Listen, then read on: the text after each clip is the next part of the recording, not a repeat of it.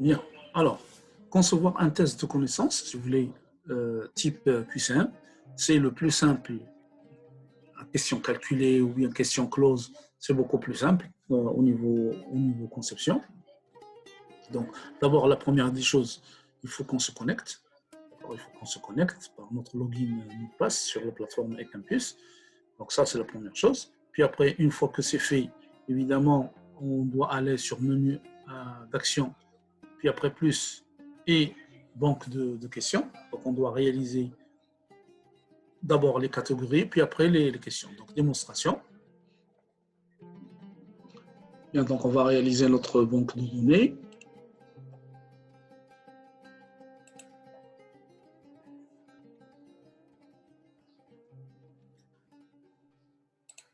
On commence d'abord par créer nos catégories, si ce n'est pas déjà fait.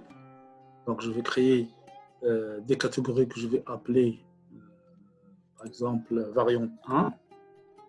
Variante 1. D'accord. Ajouter.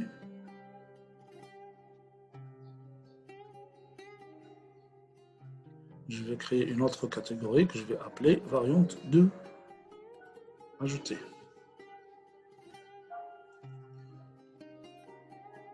Donc, je me place dans la variante 1, par exemple.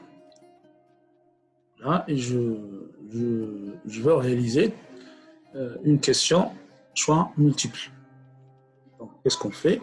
Créer une question, puis après, on va dire tout simplement choix multiple. Ajouter.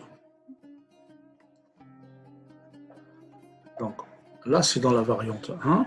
Le nom de la question, par exemple, question 01.1.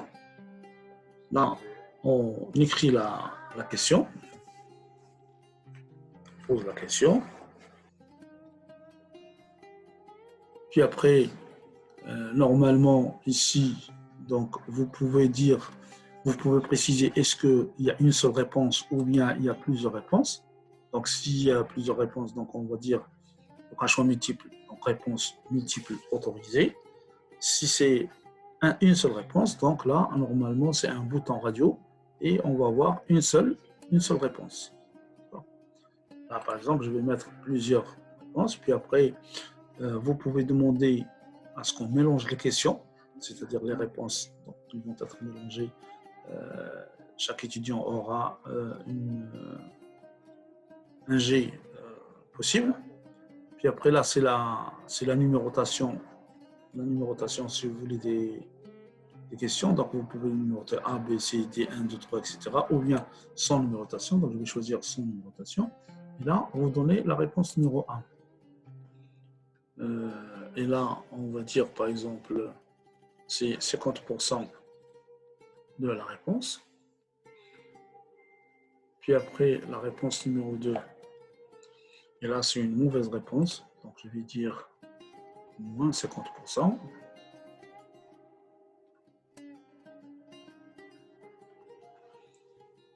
Puis après, on va dire la troisième réponse.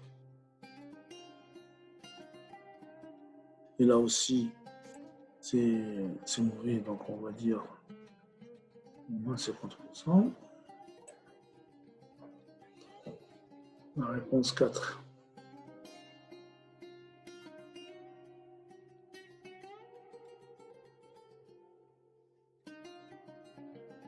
Donc là, c'est correct. Donc, je vais dire 50%. Donc, ça fait 100%. Et la dernière réponse, je ne sais pas. Je ne sais pas. D'accord. Donc, puis après, on dit enregistrer.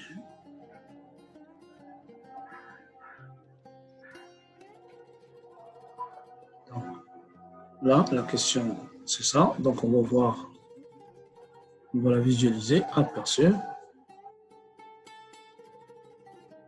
S'il coche les deux, il a 100%. Mais s'il coche une des autres qui sont là, évidemment, il aura moins. Donc, moins 50% de. Et s'il met je ne sais pas, c'est 0. Bon, donc maintenant, on suppose donc, que nos catégories sont là, les questions sont déjà conçues. Et par conséquent, donc, on veut tout simplement configurer notre test. Donc, la première chose, c'est d'aller vers le menu d'action, activer le mode édition. Puis après, paramètres, et on active le mode édition. Donc là, si vous laissez une capture d'écran, donc paramètres, puis après, activer le mode édition. Donc, une fois qu'on active le mode édition, vous avez sur chaque section, vous avez ajouté une activité ou une ressource. On clique sur ajouter une activité ou une ressource. Donc, vous allez avoir la boîte de dialogue qui s'affiche ici, avec les activités en haut, puis après les ressources en bas. Donc, les forums, les glossaires, etc. Donc, vous voyez, là, vous avez un test. Donc, on coche test, puis après, on ajoute. Donc, une fois qu'on ajoute, évidemment, là, on commence à paramétrer notre test. Donc, on doit donner un nom, contrôle de connaissance, par exemple, numéro 1. Puis après, on doit fixer, si vous voulez, le temps. On doit fixer un certain nombre de paramètres, la durée, si vous voulez, les restrictions, s'il y a des restrictions à mettre. Et puis après, on réalise notre test. Donc là, on fait donc on va configurer notre test. Donc on suppose qu'on a déjà réalisé nos catégories, puis après, on a mis les questions choix multiples ou autres dans notre test, surtout dans nos catégories. Donc, puis après, là, je veux concevoir un test à partir de ces questions-là. Vous voyez, là, j'ai mis 4 questions, par exemple, soit multiples, et on va essayer de réaliser un test. Bien. Alors, donc là, je reviens sur le cours. Bon. Puis après, normalement, je suis en mode édition et ajouter une activité, test.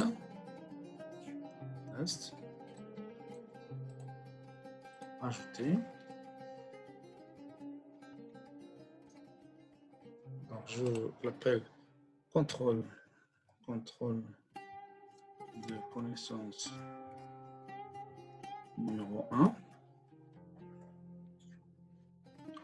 La date, donc je vais activer les dates début et fin.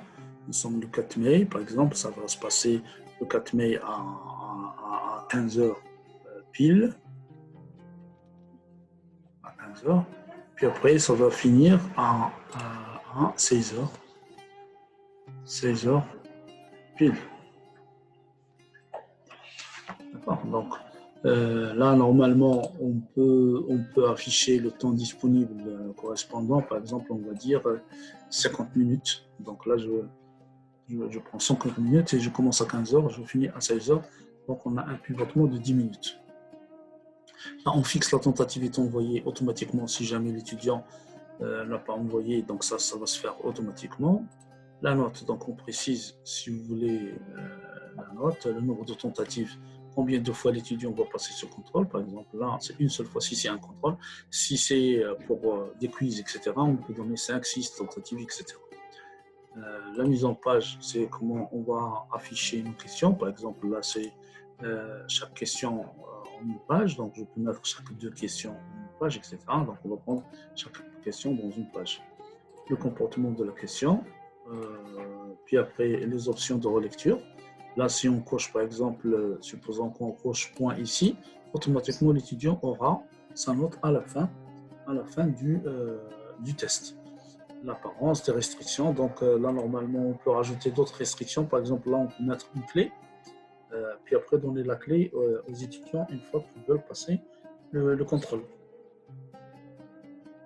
Les feedbacks, c'est pour les retours. On peut restreindre l'accès à travers un certain nombre de choses, par exemple la date, la cohorte. Il y a pas mal de paramètres qu'on peut rajouter pour des restrictions. Par exemple, là, vous voyez, on peut faire des restrictions sur la date, sur la note, sur le profil d'étudiant, sur d'autres paramètres. Là, je ne vais rien faire. Puis après, je vais dire enregistrer et revenir au cours. Donc, une fois qu'on a fait ça, vous voyez, là, il y a un contrôle de connaissance numéro 1. Mais ce contrôle, pour le moment, il n'est pas configuré parce que je n'ai fait que configurer les paramètres correspondant à ce contrôle. Donc, si je clique sur contrôle, là, il va me dire tout simplement qu'il n'y a rien de... C'est-à-dire que ce test, il n'y a pas de question pour le moment. Donc, aucune question n'a été ajoutée à ce contrôle. Donc là, je vais cliquer sur modifier le test. Modifier le test. Donc, une fois que je modifie le test, ben, évidemment, là, je dois rajouter mes questions. Donc, je clique ici sur ajouter. Puis après, je vais dire de la banque de questions. D'accord? Et je dois aller dans la catégorie que j'ai choisie tout à l'heure. Donc là, par exemple, je vais dire variante numéro 1. Variante numéro 1. Donc, vous voyez les 4 questions qui sont là. Donc, je peux sélectionner une seule, comme je peux sélectionner les 4. Donc là, par exemple, je vais sélectionner les 4 questions, puis après, je vais dire ajouter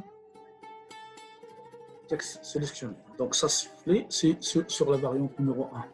Maintenant, je veux rajouter d'autres questions, par exemple, donc de la banque de questions, et je vais dire, donc, par exemple, je vais prendre la variante numéro 2, puis après, je peux rajouter. Donc, je vais prendre autre chose, par exemple, là, par exemple, moyen, et je vais rajouter cette question-là. OK. Voilà, donc j'ai ajouté la question suivante. Donc, si je veux rajouter une question aléatoire, par exemple, là, je vais dire question aléatoire. Question aléatoire. Puis après, je choisis la variante que je vais utiliser.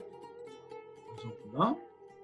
Et je vais dire choisir une question. Voilà, choisir une question parmi les questions qui sont là. Donc, et je vais dire ajouter aléatoire. Une fois qu'on a fait ça, évidemment, on va enregistrer, on va mettre sur 20, on va enregistrer. Donc, puis après, on va terminer. D'accord? Donc là, je reviens sur le contrôle de connaissance. Donc, je reviens sur le contrôle de connaissance. Donc là, vous voyez que cette fois-ci, le contrôle, il est bien, il n'y a pas de problème, mais il n'est pas encore disponible. C'est normal, parce que ça commence à 15h. Vous voyez, ça commence à 15h et ça se termine à 16h avec une durée de 50 minutes. Bon, mais par contre, je peux prévisualiser mon test. Donc là, je fais une prévisualisation. Donc là, on va sur le menu d'action, prévisualisation. Puis après, on démarre une tentative. Et là, vous avez vos questions.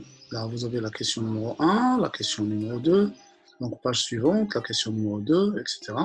Donc, vous pouvez contrôler tout simplement ce que vous avez fait. Donc, il ne faut pas hésiter de répondre, puis après de vérifier si les réponses sont correctes.